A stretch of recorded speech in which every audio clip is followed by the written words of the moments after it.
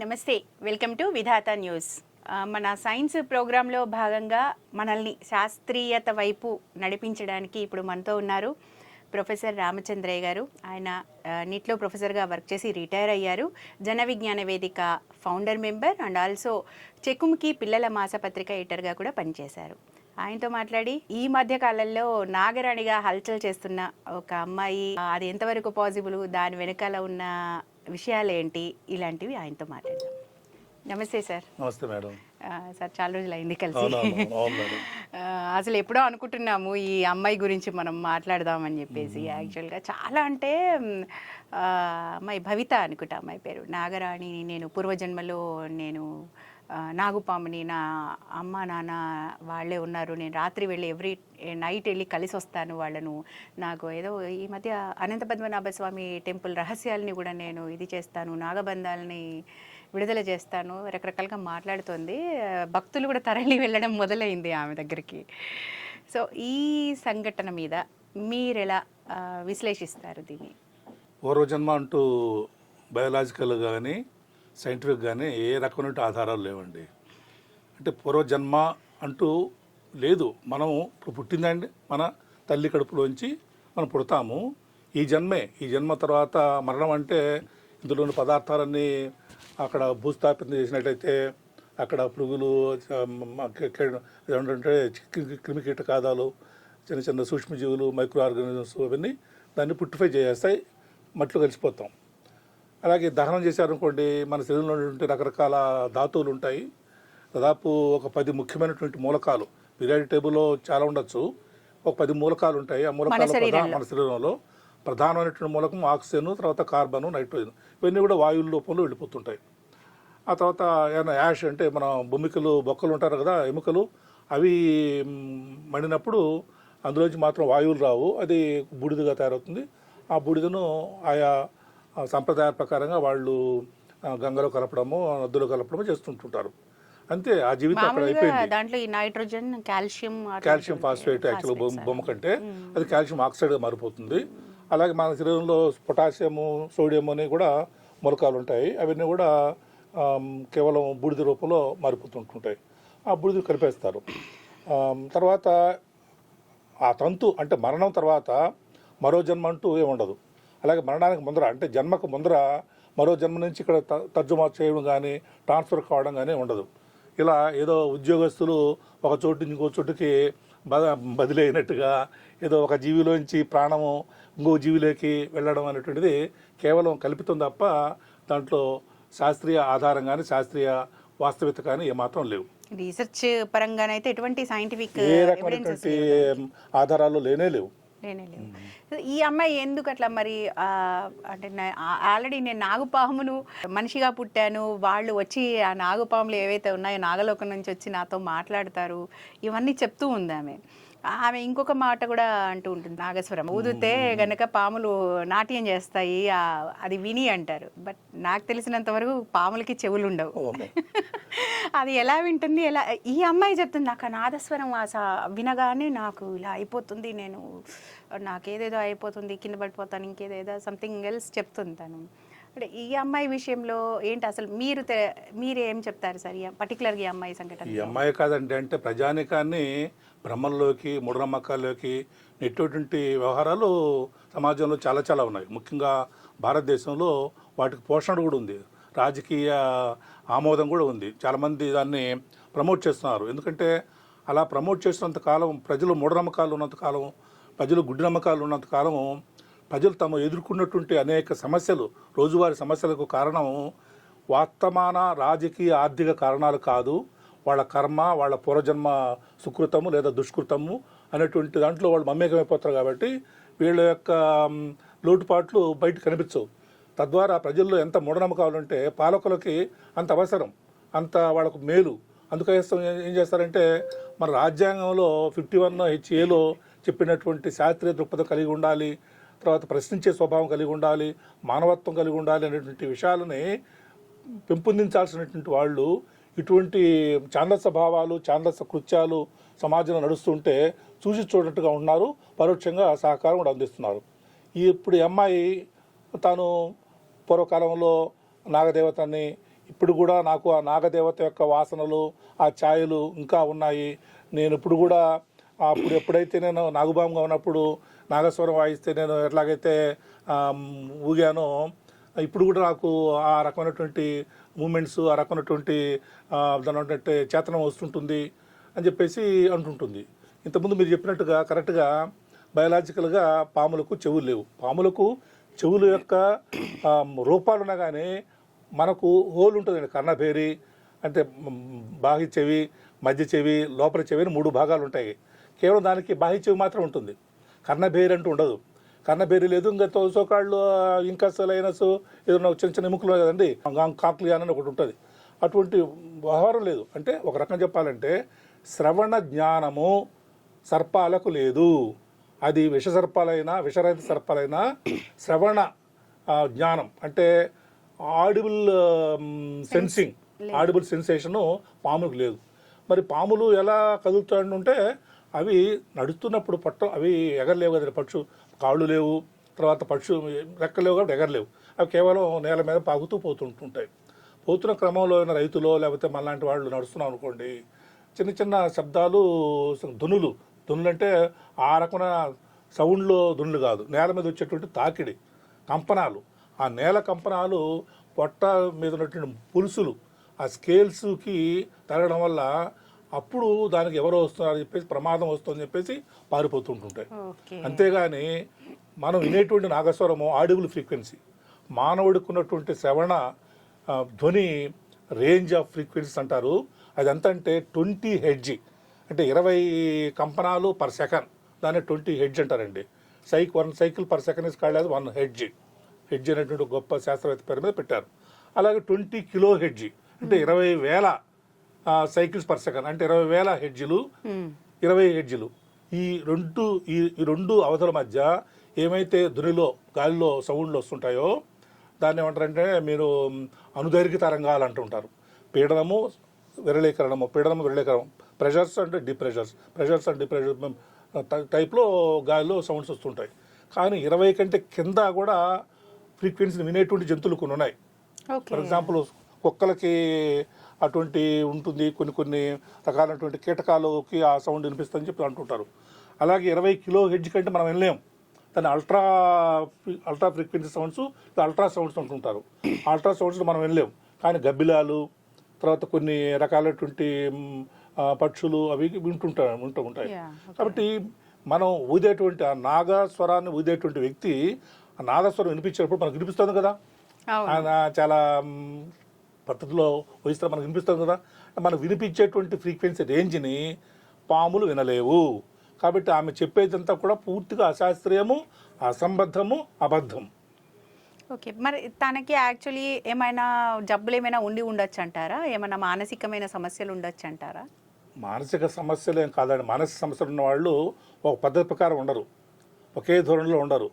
ఒక పద్ధతి ప్రకారంగా ఒక మూసలో పోసినట్టుగా, ఒక గాడిలో పోసినట్టుగా ఉన్నారు అంటే వాళ్ళ ప్రవృత్తి మోసపూరిత ప్రవృత్తి. ప్రజలు తనను నమ్ముతున్నారు కాబట్టి ఎంతకాలం ప్రజలను నమ్మిస్తే అంతకాలం ఆమెకి కీర్తి వస్తుంది. ఒక రకంగా చెప్పాలంటే ఆమెకి కొంత ప్రసాదం రూపంలోనో దాని విరాళాల రూపంలో కూడా డబ్బు రావచ్చు. అంటే ఒక ఈజీ మనీ కూడా వచ్చే ఆస్కారం ఉంది.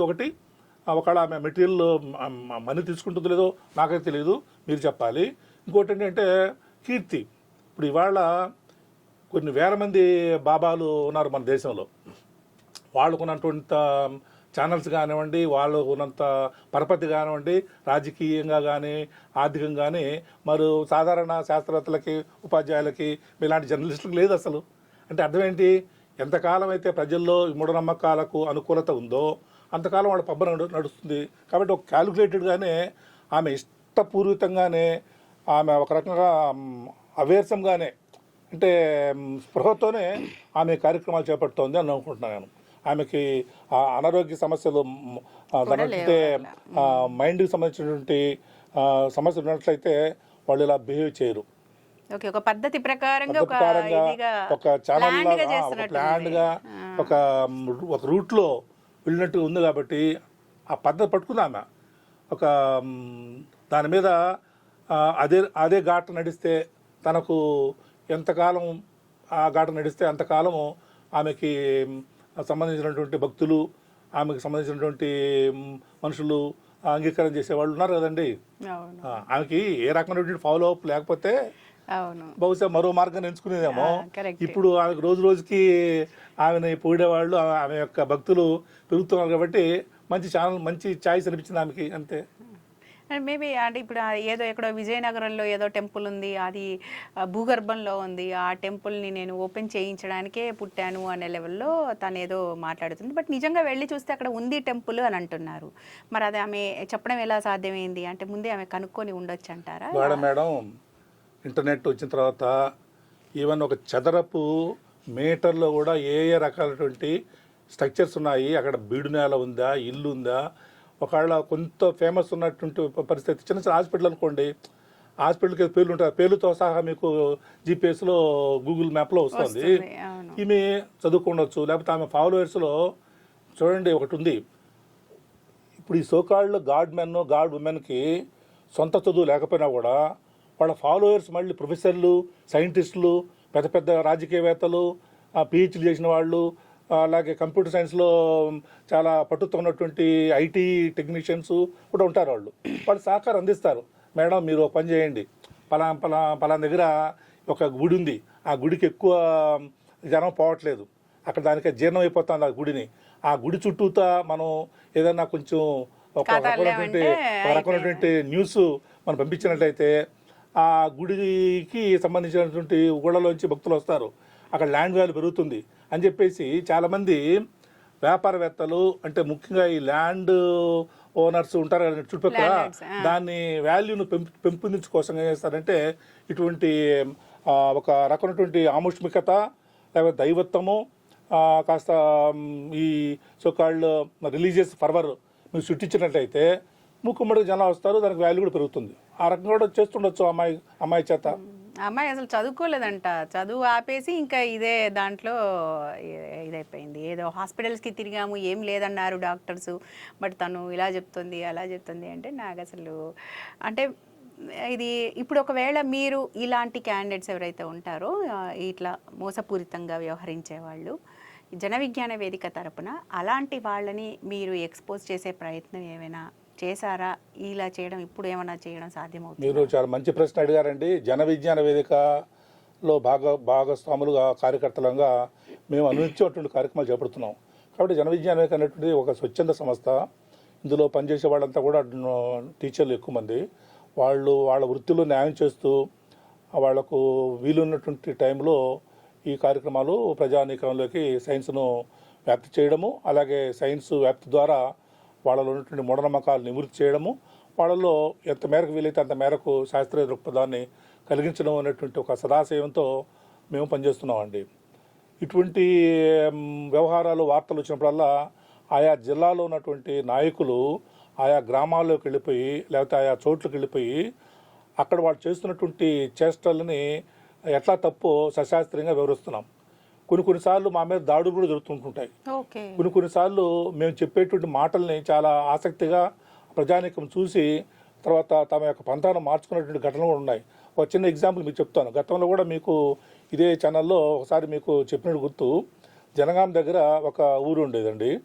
ఆ ఊర్లో మంచినీళ్ళు బావి ఉండేది. ఆ గ్రామానికి అంతా కూడా ఆ నీళ్ళే వాళ్లకు తాగునీరు, మంచినీరు అది యాక్చువల్గా. ఆ తాగునీటికి దయ్యం పట్టింది అనేటువంటి ఒక వార్త వచ్చింది, నీళ్ళకి దయ్యం పట్టిందని. ఆ తర్వాత 1 year పాటు దాన్ని వాడలేదండి. వాడకుండా వాళ్ళు పాపం గ్రామీణులు కుండలు పట్టుకొని దాదాపు కిలోమీటర్ దూరం వెళ్ళిపోయి అక్కడ నీళ్లు తెచ్చుకుంటున్నటువంటి వార్త వచ్చింది. ఇలా న్యూస్ పేపర్లో కూడా అది వచ్చేటప్పటికి మేము జనగామ యూనిట్తో కలిసి అక్కడ పోలీస్ డిపార్ట్మెంట్ కూడా సహకారం తీసుకొని మేము ఊరికి వెళ్ళిపోయి అట్లా నీళ్లకు దెయ్యం పట్టడం ఉండదు అని చెప్పేసి మేము చెప్పి ఆ బావిలో ఉన్న నీళ్ళని మేమంతా తాగాం. తాగేసి మాకు చూసారా మాకేం కాలేదు, కావాలంటే మీరు మళ్ళీ 1 month తర్వాత మమ్మల్ని వచ్చి మాట్లాడండి, అప్పుడు కూడా మేము బాగుంటే మీరు నమ్మండి అని రకరకాల మేము మూఢనమ్మకాలు పోవడం కోసంగా అగ్గి మీద నడవడము, సలసల కాగేటువంటి నూనెలోంచి బజ్జీలు చేత్తో బేర్ హ్యాండెడ్గా తీయడం, ఇటువంటి మ్యాజిక్లు చేయడము, ఆ మ్యాజిక్లో రహస్యాలు చెప్పడము ఇలా చేస్తుంటుంటాము. ఆ తర్వాత మళ్ళీ ఇప్పుడు ఆ బావిలో మంచిగా వాళ్ళు వాడుకుంటున్నారు. ఇలాగే చేతబడి బాణామతిలో జరిగిందని చెప్పేసి కొంతమంది చెట్ల కట్టేసి కూర్చుంటారు కదండి, అక్కడ ఆ గ్రామాలకు వెళ్ళిపోయి చేతబడి బాణామతి ఈ చెల్లంగి అనేటువంటి వాటి మీద ఏ రకమైనటువంటి శాస్త్రీయ ఆధారాలు లేవు, అవి కేవలం అబద్ధం, మిమ్మల్ని మోసం చేయడం కోసంగా పలాని వ్యక్తి మీద ఉన్నటువంటి కోపంతో పగతో ఇంకొకరు వాళ్ళ మీద నింద మోపారు తప్ప నిజంగా వాళ్ళు నిందితులు కాదు అని చెప్పేసి మేము పోలీసు వాళ్ళ సహకారంతో కూడా జన విజ్ఞాయక అక్కడికి వెళ్ళి కొన్ని కార్యక్రమాలు చేపడుతుంటుంటాం. ఇలా దొంగ బాబాలు, దొంగ సన్యాసులు, అలాగే అశాస్త్రీయత ఆధారంగా తమ పబ్బం గడుపుకునేటువంటి వాళ్ళు ఎవరైనా సరే వాళ్ళ యొక్క అశాస్త్రీయతను మేము సాధ్యమైనంత వరకు ఎండగడుతూనే ఉన్నాం. ఇప్పుడు సార్, ఇప్పుడు అంటే ఎస్పెషల్లీ ఇప్పుడు నేను చూసిందే అసలు కొన్ని రోజులుగా, కొన్ని మంత్స్గా తను బాగా ఫాలోవర్స్ పెరిగిపోయారు. మళ్ళీ ఇప్పటికల్లా ఒక గుడి, ఆమెకు భక్తులు ఇవన్నీ, ఇది ఇంకొక ఆమె ఎవరో మైసమ్మనో ఎల్లమ్మనో ఎవరో వస్తుంది అని చెప్పేసి ఆమె కూడా, అంటే దాన్ని ఒక శాస్త్రీయ విషయంగా చాలా యూట్యూబ్ ఛానల్స్ ప్రమోట్ చేస్తూ ఉన్నాయి. సో ఇలాంటప్పుడు మీరు కొంచెం జన విజ్ఞాన వేదిక కాస్త యాక్టివ్గా ఇలాంటివి ఆ న్యూస్లో వచ్చే వాటిని చూసి ఎండగడితే బాగుంటుంది కదా అనేది నా అభిప్రాయం. ఇప్పుడు ఈ అమ్మాయి కూడా చిన్న వయసు, 20 ఏళ్ళ అమ్మాయి, ఎంతో భవిష్యత్తు ఉంది. అలాంటి అమ్మాయిని జస్ట్ ఏదో డబ్బు సంపాదన కోసమా, కీర్తి, మీరు అన్నట్టు కీర్తి దానికోసమా, కారణం ఏదైతేనే ఇలాంటి ఒక మూఢ విశ్వాసం వైపు నడిపించడం అనేది కరెక్ట్ కాదు కదా. అంటే అమ్మాయి భవిష్యత్తు బాగుపడుతుంది, అలా భవిష్యత్తు బాగుపడుతుంది, ఆ అమ్మాయిని గుడ్డిగా ఫాలో అయ్యే వాళ్ళ కళ్ళు తెరుచుకుంటాయి.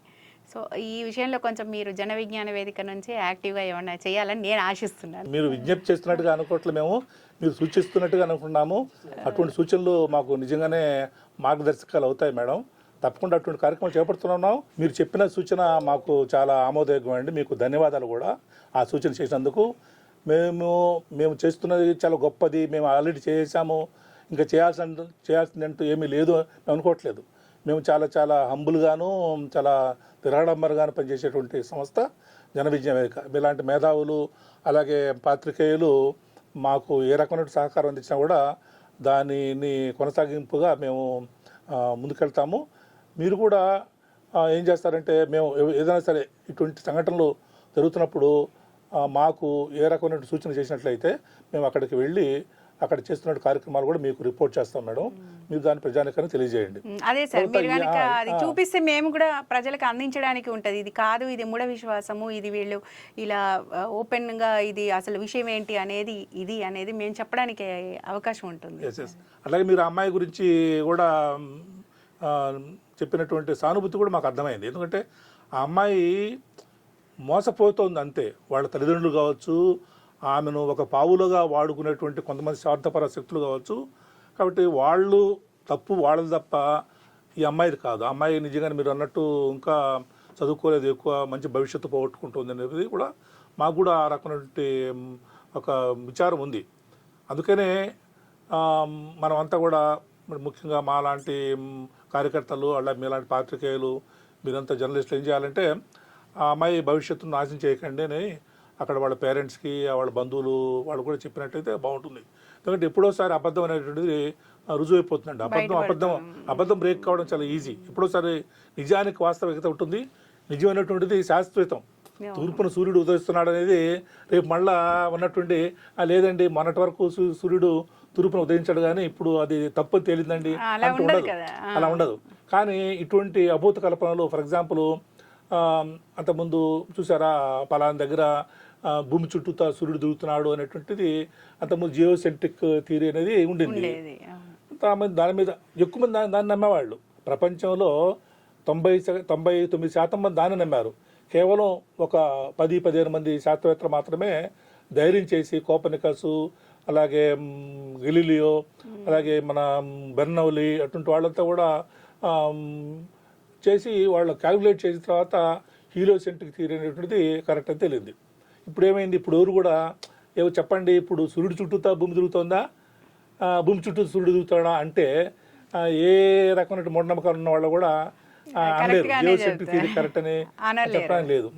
ఇప్పుడు హైపేషియా అనేటువంటి ఒక మేడము 4th century BCలో నా మ్యాథమెటిషియన్ అండి, one of the greatest women scientist. ఆమె మ్యాథమెటికల్గానే ప్రూవ్ చేసింది ఇలా heliocentric theory correct geocentric theory తప్పని. కానీ ఆ రోజుల్లో ఎక్కువ మంది జియోసెంట్రిక్ థియరీ నమ్మాడు కాబట్టి ఆమెను సజీవంగా చర్మం తీసి చంపేశారండి. అటువంటి ఘటనలు ఉన్నాయి. కాబట్టి మూఢనమ్మకాలు, అబద్ధాలు ఎప్పుడోసారి అవి తప్పు అనేటువంటి రుజువు అవుతుంది. ఎందుకంటే శాస్త్రం ఎప్పుడు కూడా సత్యాన్వేషణ వైపు ఉంటుంది. రీసెర్చ్ అంటే అర్థం ఏంటి? సర్చింగ్ చేయడం, ఈ ప్రకృతిలో ఉన్నటువంటి రహస్యాలని ఛేదించడం, వాటి గురించి వాస్తవికతను వాస్తవాలను తెలుసుకోవడం, అన్వేషణ ద్వారా, పరిశోధన ద్వారా తెలుసుకోవడం. ఆ పరిశోధనల యొక్క వెలుగులో ఇటువంటి అబద్ధాలు తెరమరుగుతాయి, నిజాలు బయటకు వస్తుంటాయి. రేపు ఆ అమ్మాయి కూడా తెలుసుకున్నట్లయితే ఆ అమ్మాయి భవిష్యత్తు తిరిగి బాగుపడుతుంది మేము అనుకుంటున్నాం. ఓకే సార్, ఎనీవే అది తొందరలో ఆ అమ్మాయి జీవితం కూడా బాగుపడాలని నేను ఆశిస్తున్నాను. అట్ ద సేమ్ టైం అలాంటి మూఢ విశ్వాసాల్లోంచి కొన్నిసార్లు ఆ మూఢ విశ్వాసాలు అనేవి మనకి ఆలోచన శక్తిని నశింపజేస్తాయి. ఏది నిజము ఏది అబద్ధము అనేది తెలుసుకునే జ్ఞానాన్ని నశింపజేస్తాయి అనే అంటాం. అందుకనే అలాంటివి చదువుకున్న వాళ్ళు కూడా అలాంటి వైపు వెళ్ళడం అనేది నిజంగా విచారకరం. దానిలోంచి బయటపడి అమ్మాయి కూడా తెలుసుకుంటుందని అనుకుందాం. మీరు కూడా జన విజ్ఞాన వేదిక తరపున నిజం తెలుసుకునే అమ్మాయికి కావచ్చు, అమ్మాయి భక్తులకి కావచ్చు, నిజం వైపు నడిపిస్తారని ఆశిస్తున్నాను. నమస్కారం సార్. నమస్తే మేడం, ధన్యవాదాలు.